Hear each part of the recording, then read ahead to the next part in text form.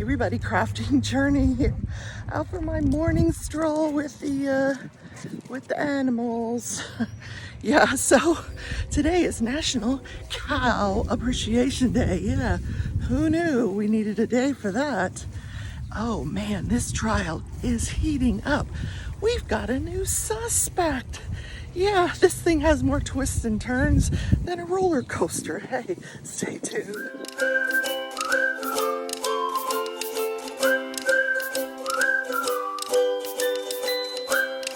That Journey chick over on Instagram. Hey, I just did a whole show without pressing the record button. So this is take 2. Welcome to another edition of Crafting and Crime Daily. I am your host, and I've got a good one for you today. But first, don't forget to hit the like button. He tried his hand last night at watercolor painting, and it just turned out to be a big gray blob. So hit the like button, show him some love.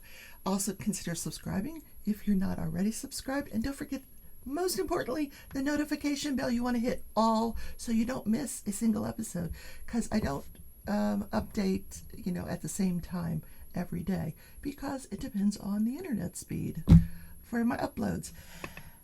Yeah, I can't believe I have to do this again, but that's okay. So, first thing I want to show you, there's a story behind this. Back in 2020, first retreat that I ever went to, 16 people there. Had a blast. I think it's nicer when there's a smaller amount of people. You get to know everybody. Although, if it's a larger retreat, then you can avoid the people you don't like. I know, that's so mean. Okay, I did not say that. Okay, so I started this painting, Dragon Attack, by Diamond Art Club, and we played this game called Mystery Diamond Painting, where we would spend 10 minutes on a painting and then we would move on to the next painting. And so a lot of people got to work on this painting, and now it has fallen into my sister's lap, and she's like, oh, I will finish that for you. And my sister is so meticulous with her squares. You will not find any gapping in her paintings. Yeah, she's not a cross-country painter like I am. I'm just like blip, blip, blip, blip, blip, blip. Yeah. No, not her. So let me show you. Oh my God, this is gorgeous, guys.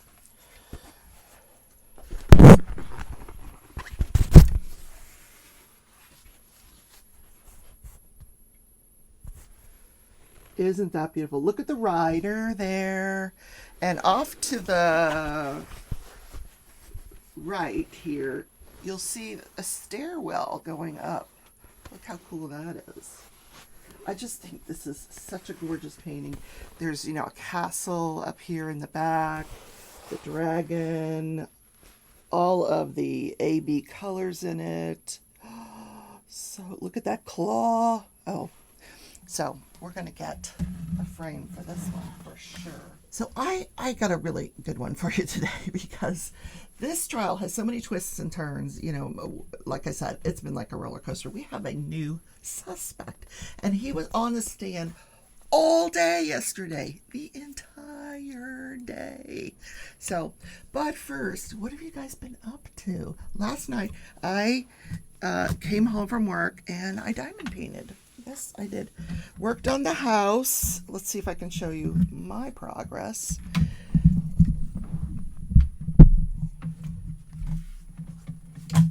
Yep. So the house is almost done. Now I'm going to have to go back to the greenery. Always fun, but that's okay. This is a beautiful painting. I think I may get this at least halfway done before I have to switch to the painting for the event. What event? The Great Escape. Oh my gosh. Now I put posts in Craftably, Crystal Canvas Arts, Facebook groups. So there's posts everywhere out there. But the way that you join is you join the Crafting Journey. I can't talk today. Join the Crafting Journey Facebook group. Then you have to fill out a Google form, and from there we will pick up your name, put you into our messenger group, and you're entered in the event. And it is going to be fun. We're going to be doing like little challenges each week. What's going on with my sleeve here? Anyway, we're, we're gonna hide the fat. Anyway, we're going to be doing like little challenges each week. Not, anything for prizes, just for fun. So it's going to be a lot of fun. So you just need a diamond painting that is at least 50 by 50 centimeters. Yeah. And it has to be a landscape. Yes. No Darth Daddy. You know who you are. No Darth Daddy. I love you, girl. Nice try. But, I had planned, I was, after Sunday's Live, I showed you the most recent painting I got from Dreamer Design, but I was disappointed to find out that it is rounds. I don't like round paintings. So my sister's going to do that painting for the event, and I'm going to go back to doing The Girl in the Meadow, which I really want to do that anyway. So what else is going on? I'm so exhausted from work these days, man. When is my body going to get used to this? Getting up at 6 o'clock in the morning. I know. All right, let's talk about the trial. You've waited long enough. I know I've tortured you guys. All right, so this was day 6 of this trial.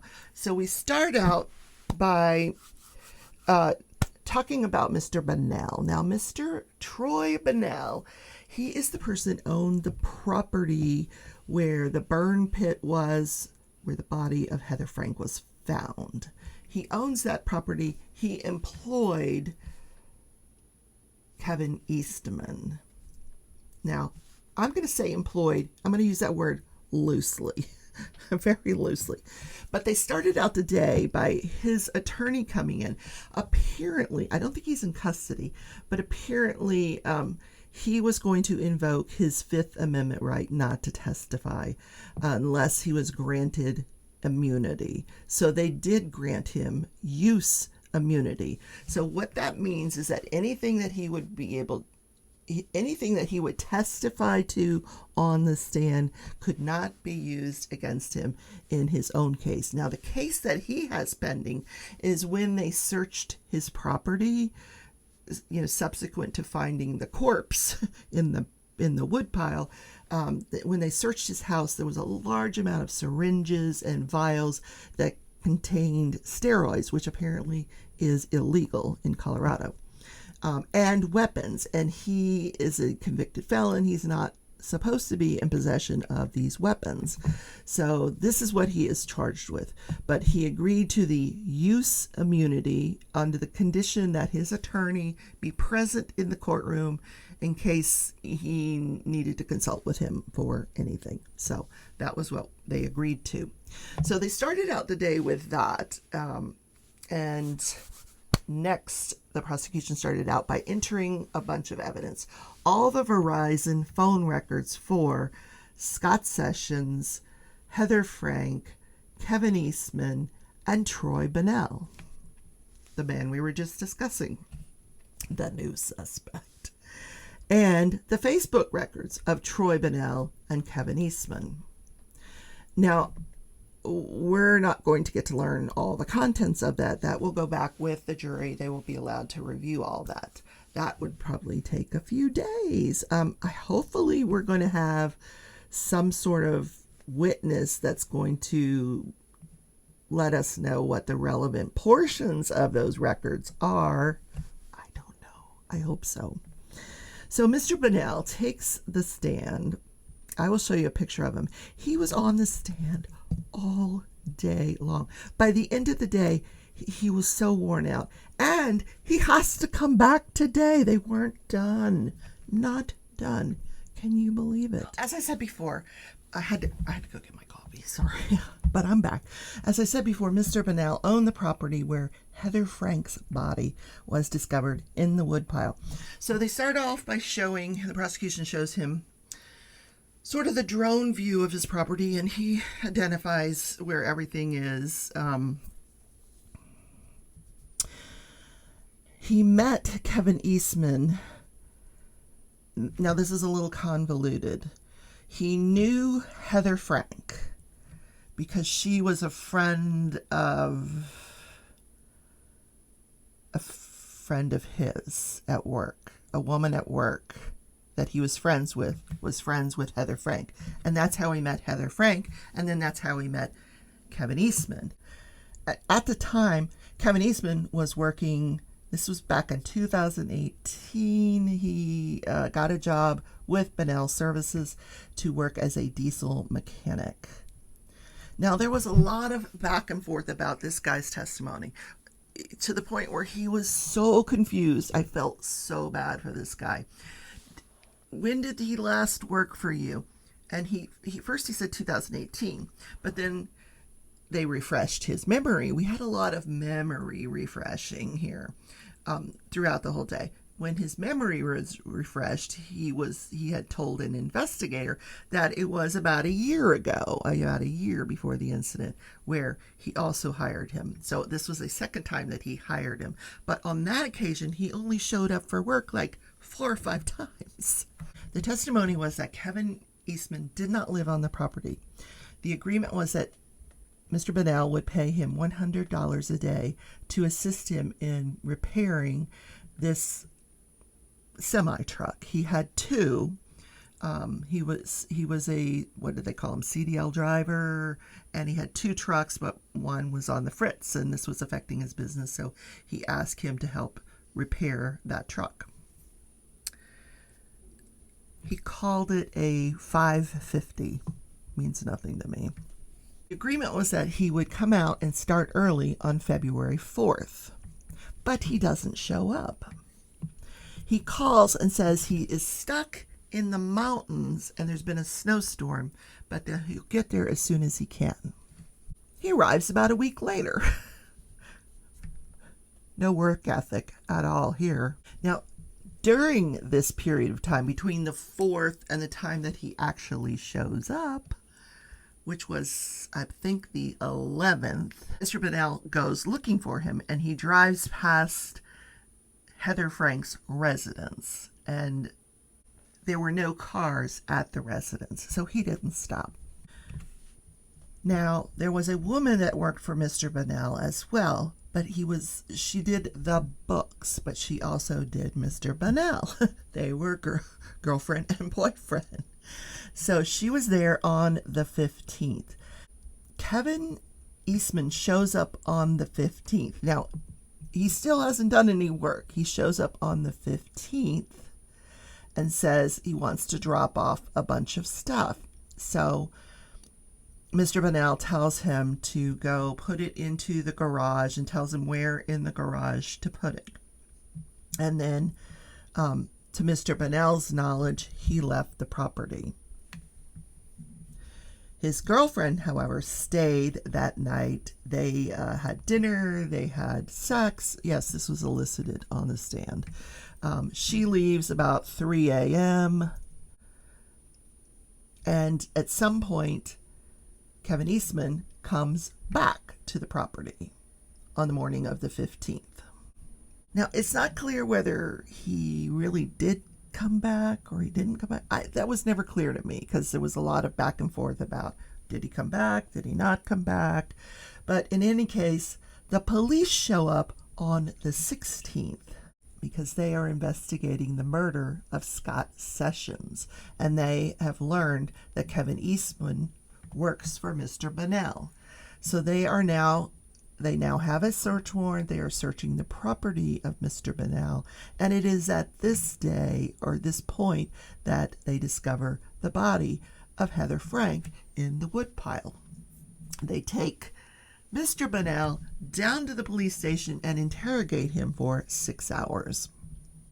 We've seen pictures of the garage. We know that there was this large black tool chest, a roll-top tool chest. Mr. Bonnell said he kept a revolver in the top of that tool chest, which after the search, he came back and the revolver was gone. Now, it's not clear to me whether the police took possession of that revolver on their search or whether it was just gone. I'm not clear on that. He said it was a revolver, a 6-shooter, and it was an antique, something his father owned and passed down to him. He didn't own it. Okay. Then there's a discussion of this baling wire. We know that there was baling wire that was used to, Heather Frank's body was wrapped in plastic and then tied with baling wire. And the baling wire was found on top of this same roll top tool chest. Mr. Bonnell said he doesn't know anything about baling wire. I didn't have any baling wire. Also, no plastic. Doesn't know anything about the plastic. So doesn't know how that got there. Interesting. Here's where he comes in as a suspect. Now, when they found the body of Heather Frank and they unwrapped her, there was a box of cigarettes on her chest. And those cigarettes had Mr. Bonnell's DNA on them. Now, to me, that seemed more like somebody planting evidence to throw off the police. Like maybe Kevin Eastman found Mr. Bonnell's cigarettes and used gloves and put them there and thinking, okay, this will throw off the scent. They'll think it's Mr. Bonnell and not me, which the defense is trying to make hay of that. They're trying to pawn this off on Mr. Bonnell now. So when the defense has a chance to cross-examine, she did her job. Let's just say that. She would ask him a question. Do you recall saying such and such? And he'd say, no, I don't recall that. Well, is there anything I could do to refresh your memory? And he'd say,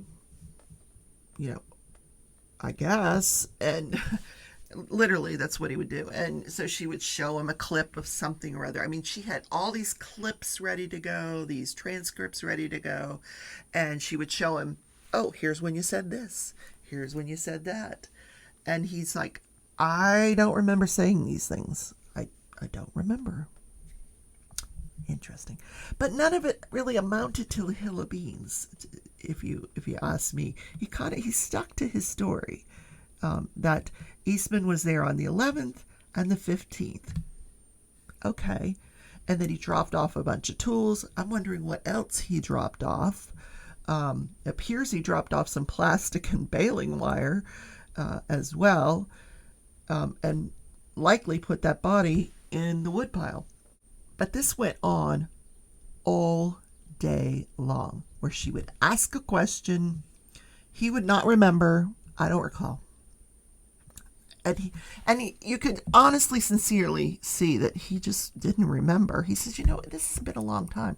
I don't remember specific, and it would be like minute details. Didn't you say it was 3 minutes or 4 minutes? I mean, she just went on and on and on with him, and he was getting so frustrated. You could tell. I think the judge was getting frustrated.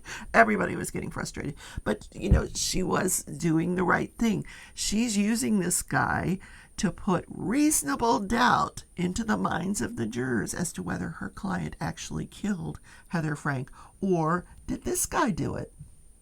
I don't know what motive he would have to do this.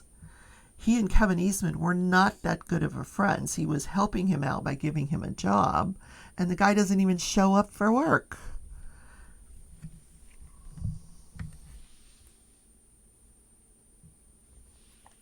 So she finally finalizes her cross-examination. Then we get the redirect by the prosecution, which was relatively short.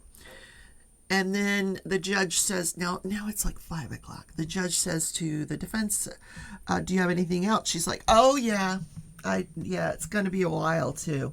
And he's like, okay, we're going to come back tomorrow. We're going to give everybody a break. We'll come back tomorrow. So we're going to get to hear more of this same thing tomorrow. Like, didn't you say this? But today you said this. And today you said this, and didn't you say this on this day? Honest to God, if somebody asked me what I said on a certain date with specificity, I might not be able to recall either. And 2 or 3 years later, it's 3 years in this case, you're asking me, I'm going to give you my best answer, but it may not match up exactly with what I said to an investigator 3 years ago. Well, this is what she's doing. If he didn't say in his testimony exactly what he had said when he was interrogated, she would show the clip. Didn't you say this today? Didn't you say that day? Oh my word. It was exhausting. For me, as the listener, the poor jury, they had to listen through this. So, I will bring you day 7 recap tomorrow. But today, drum roll. I know that was pitiful. Amazon Prime Day. Today, tomorrow. Amazon Prime Day. Now, I have a couple of alerts on a few things. I've already purchased the Echo Dot because that was like a pre-Prime Day sale for $19.99. So I have the Echo Dot. Alexa, say hello. Hi there. I love playing with that. Alexa, where are you from? I'm heading to space for the very first time. During NASA's upcoming Artemis 1 mission, I will be traveling on board the Orion spacecraft as it orbits the moon. To hear more about this exciting mission, just say, "Take me to the moon." Who knew? Alexa's going into space. That's pretty cool. Congratulations, Alexa. Alexa, congratulations. Woohoo! I have a friend. Alexa, are you my friend? We're definitely friends. But are we besties? To see how well you know me, just say, "Quiz me about you." Not going to happen. It's too early in the relationship for that. Okay, what happened this day in history, guys?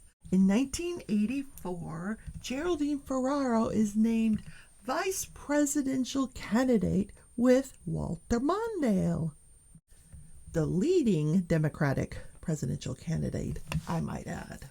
She was the daughter of Italian immigrants, and claim to fame was being a very vocal advocate for women's rights in Congress. Unfortunately, this was kind of a lackluster choice. So on November 6th that year, the date of the election, President Reagan and Vice President George Bush defeated Mondale Ferraro ticket. Yep. But we do have now a female vice president. They were talking about that on the news yesterday, about whether Joe Biden should run for office again. I know we don't do politics a lot. And they're saying he'll be 82 if he wins another election. But I'm thinking they should switch. Let the vice president, Kamala Harris, let her be the president, and he could be the vice president. I would love Kamala, I'm butchering her name, Kamala Harris as president. Oh my God. I find like she has a very strong opinion about different issues, but she kind of, you see her in the background with Biden kind of shaking her head like she agrees with him, but she's got more to say. But she's just not saying it because she's not the president. I wish she was. Anyway, that's the show for today, guys. I hope you have a good day, and I will see you tomorrow in Crafting and Crime Daily. Take care, everybody.